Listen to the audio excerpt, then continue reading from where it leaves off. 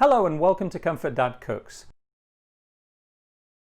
On Comfort Dad Cooks today we'll be making coconut clam chowder. Now you've probably had clam chowder before, but my little twist on it will make it so fantastic, creamy, delicious. Now in Oregon today it's brightening up a little, but it's definitely fall time or autumn time, and we're starting to get a lot of rainy, cold, damp days. Grey skies, wonderful, because that's what gives rise to all the greenery in the summertime.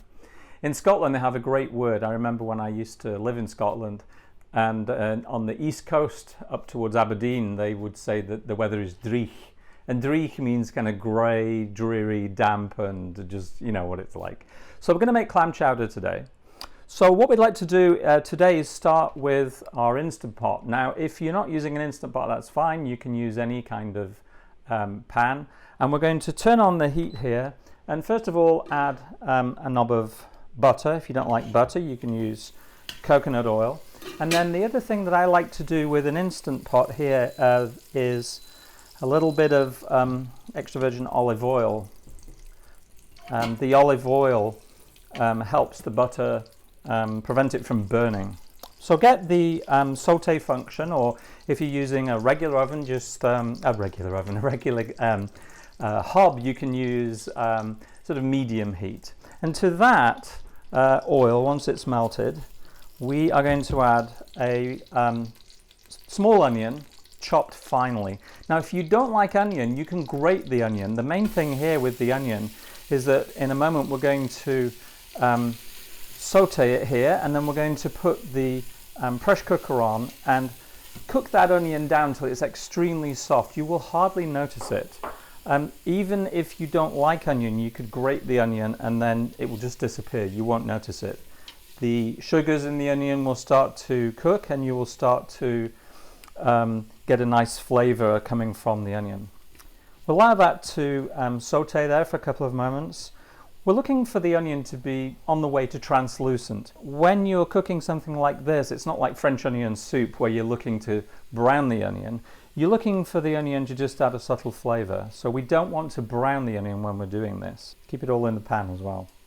And to the onion we're going to add a couple of minced cloves of garlic. So take a couple of medium-sized garlic cloves and mince them, and add that to your sauteing then.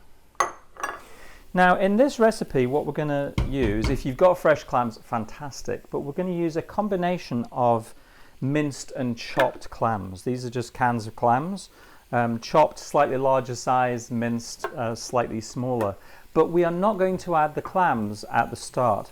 You know, there's nothing worse than getting a mouthful of clam chowder and it's like you've taken a mouthful of warming pencil erasers or something. The clams are already cooked. You don't really need to actually cook them further in this case. You just need to, at the end, add those and bring those up towards a gentle simmer for a couple of minutes, and that's enough. So you get your onion and garlic here sauteed, and then what we've done here is the clam juice, which we drained from the cans of clams. We've reserved that. We get there off we're going to use 4 cans of minced clams and 4 cans of chopped clams. Is that we have about 5.5 cups, about a litre or a couple of pints, 32 fluid ounces ish of reserved stock. Now to those onions we are going to add 4 medium-sized potatoes which we've finely diced. Now in this first part of the recipe here, what we're going to be doing is really reducing the onions and garlic and also making these potatoes extremely soft. So you want a pretty small cube, pretty small dice there. So we add those potatoes in there with the onions and garlic. Just saute those for a couple of moments. Clam chowder is such a delicious, nutritious and just comforting dish on any sort of cold day. If it's dreary and dreek outside, you can go and put a clam chowder on like this, go off for a walk and freeze. I remember when I was a kid and My mum and dad took us on the beach in our hometown of Blackpool in England, and it was a freezing day. Even the edge of the sea where it laps up to the sand had frozen. It was so cold.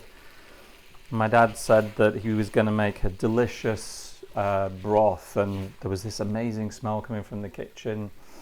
And it was I think it was a beef and vegetable stock and soup. And my dad had added some barley to that. And so we put this in the oven on a slow cooking, and we went out for a walk, and we got completely frozen, and we were so looking forward to this amazing soup when we got back. My dad was always experimenting in the kitchen. And when we got back, we pulled this pan out of the oven, and we sat down ready for this amazing soup. And, well, actually what had happened was that he'd added too much barley, and of course the barley had swelled up and soaked up all the liquid. And I think my mum nicknamed that particular warming soup punishment porridge, but we all got a good laugh out of it. So, you know, clam chowder is a really good, comforting food to have when you've, you know, been working out in the cold, or you just want something nourishing and comforting. So we've got the potatoes and the onions and garlic in there. We're going to add the stock in a minute. Now, we're not going to add any salt to this. You can add salt at the end if you want, but the clams and the stock from the clams is also pretty salty already, so we don't want to add any additional salt. Now, we do want to add pepper. Now, just before I do this, just stop. We don't use black pepper. We're going to use white pepper. Now, white pepper is better with fish and seafood dishes, and also with chicken dishes, tends to be. Black pepper is fantastic if you're going to be doing something like a tomato sauce, or something that's got more sort of dark umami flavors in it. But white pepper, if you have it, if not, you can use black pepper. Just remember there'll be a few little black flecks and pieces in there. White pepper is very useful for fish and seafood dishes. So a couple of pinches of white pepper go into the pan, and then we just finish sauteing that a little bit. So that's now ready to add your stock to. Now, I said there was about so many measurement systems. About a litre, a couple of pints, 5-ish, 6-ish cups of reserved stock. Now, we're going to put about 2/3 of this into the pan, and we're going to keep the rest. Now, we can always add more, but if you add too much at this stage and the chowder becomes too thin, you'll then either have to add more potatoes and or use quite a bit of corn flour to thicken that. So what we're going to do here is to put the lid on the pressure cooker, or lid on your pan, whatever kind of cooking implement you're using, and then we're going to set this, in the case of the pressure cooker, for 10 minutes. So what we're looking to do here in this initial part of making clam chowder is to bring those onions and garlic and potatoes to an extremely soft state. We're looking to create a basis of flavor that we can start to layer additional flavors on top of that when we add additional ingredients like the clams themselves and some more potatoes, which we're really building almost like a seafood stock to that start of the chowder. So the Instant Pot here is coming up to steam, and we'll be back in about 10 minutes. Thank you. Now let's have a look inside the pot here and see what we have. So be careful, of course, because the pot is hot here, hot pot. So what we can see here is that the potatoes and the onions and garlic have cooked down, and what I use next here is actually a potato masher. And then what you're looking for is quite soft texture to the potatoes and the onions. These are perfect. And just to knock those down here and just create, again, even softer potatoes after the cooking. Now this is perfect. This is what you want, a very nice basis to the chowder there. Now we're still not going to add clams, although it's clam chowder, we're going to add the clams at the end. The next thing to do is I've got about 5 or 6 medium potatoes here, and I'm going to add those to the pan here, and then I'm going to put it back on pressure cook here for 7 minutes. Now, what we want here is fork tender potatoes. That's what you're looking for. So if you're not using Instant Pot, that's fine. You're going to put your potatoes in, bring it back to a simmer, and then I would check them after about 8 to 10 minutes here. You're looking for something that a fork can just break. You're not looking for mushy or mashed potatoes here. That's why we're doing the potatoes in 2 stages in this dish. The first stage is to cook the potatoes, the first batch of potatoes, until they're quite soft. The second aspect to the chowder here is to cook the potatoes to fork tender, and those are the chunks of potatoes that you'll get in the chowder. So we're going to leave this here for 7 minutes now, cooking on high pressure, and we'll be back shortly. Okay, and welcome back. So let's have a look how our chowder is doing now. So carefully take the lid off, it'll be hot, watch out for the steam.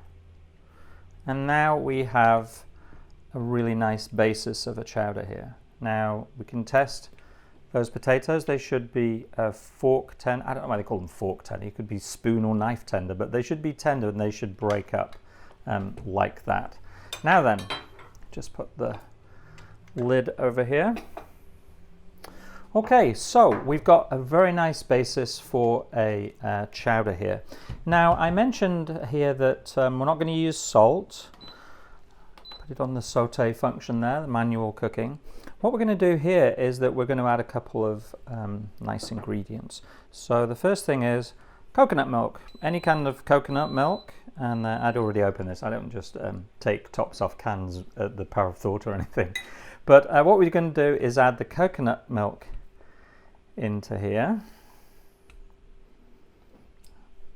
including the meat and the milk of the coconut milk there. The entire contents of the can go in there. Okay, so we're going to start to bring that up to a simmer again, this time with the coconut milk in.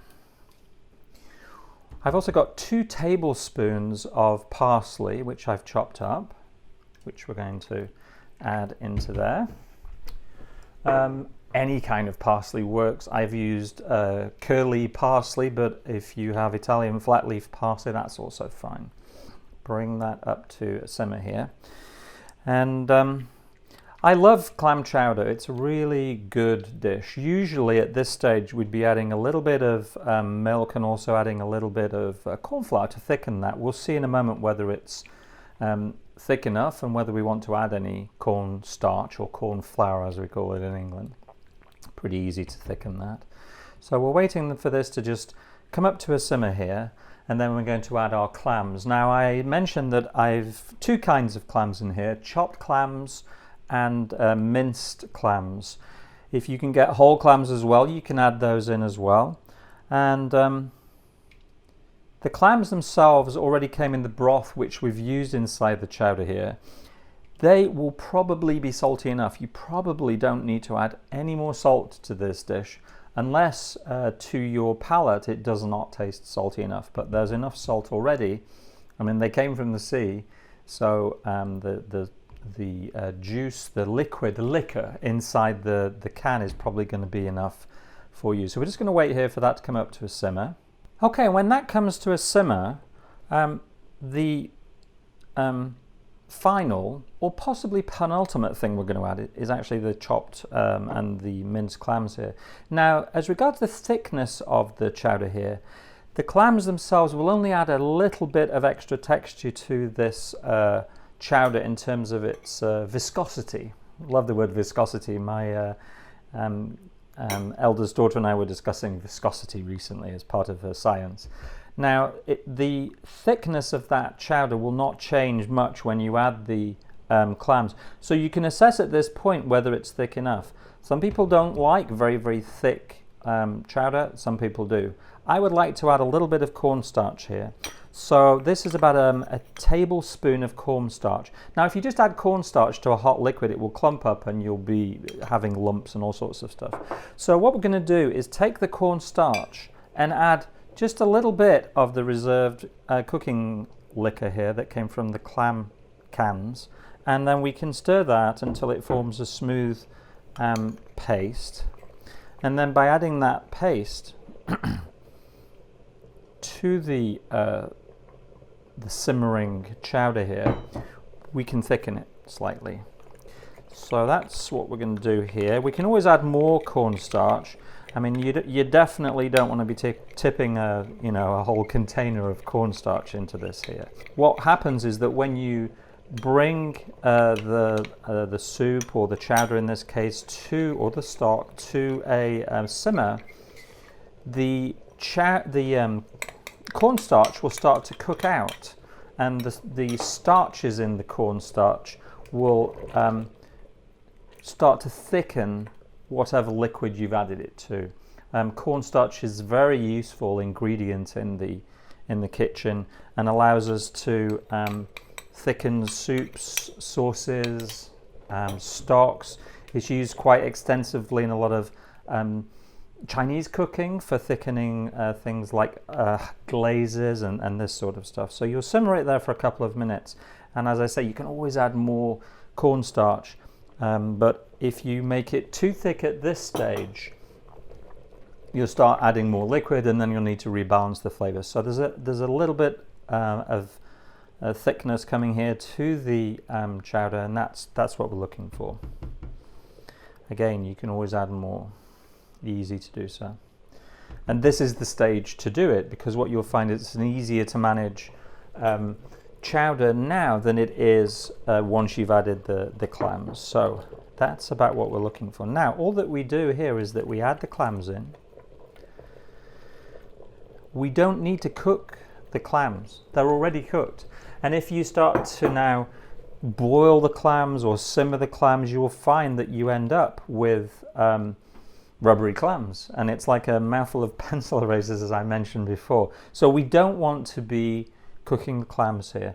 Now, all the ingredients that we're going to need for our chowder are now inside the chowder, and this is a great time to decide whether the flavor of the chowder is where you want it. So see what we have here.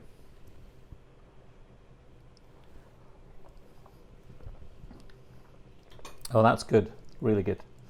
Now, we don't need to really cook this, but we do need to bring it up to a simmer. Takes a couple of moments.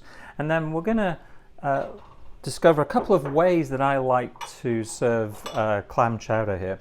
Now, if you are making things like bread bowls and stuff, you can take a boule shape of, we're all French on this show now, take a boule shape of bread, a loaf or sourdough.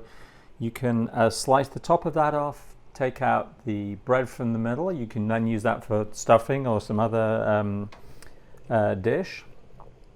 And then what you can do is put the chowder into that. There's a couple of ways I really like to serve clam chowder, and I'll show you that in a second here. So let's plate up or bowl up. I don't think this would work on a plate, and you wouldn't serve it with a fork. So let's take a couple of portions of clam chowder here and put them into our serving bowls. Now, there are two spices that I love to serve with clam chowder. The first one is smoked paprika, or paprika if you live in England. So a couple of dashes of smoked paprika work really nicely.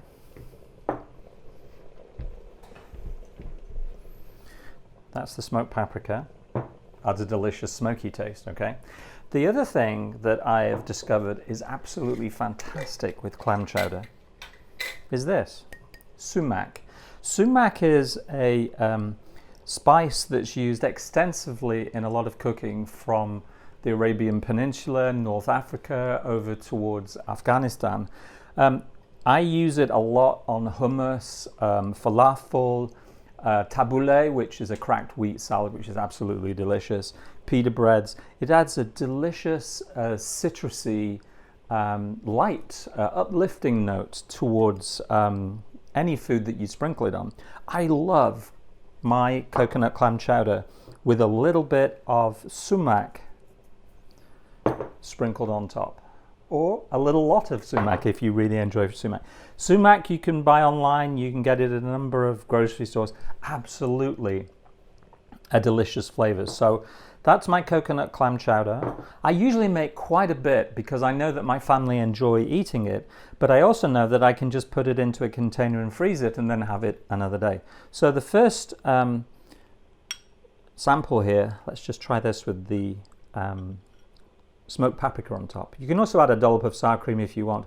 In fact, there's actually a restaurant on the Columbia River in Portland here called Salty's, and they actually serve their clam chowder and offer a sherry drizzle on top. That's a really nice flavor as well. So let's try this.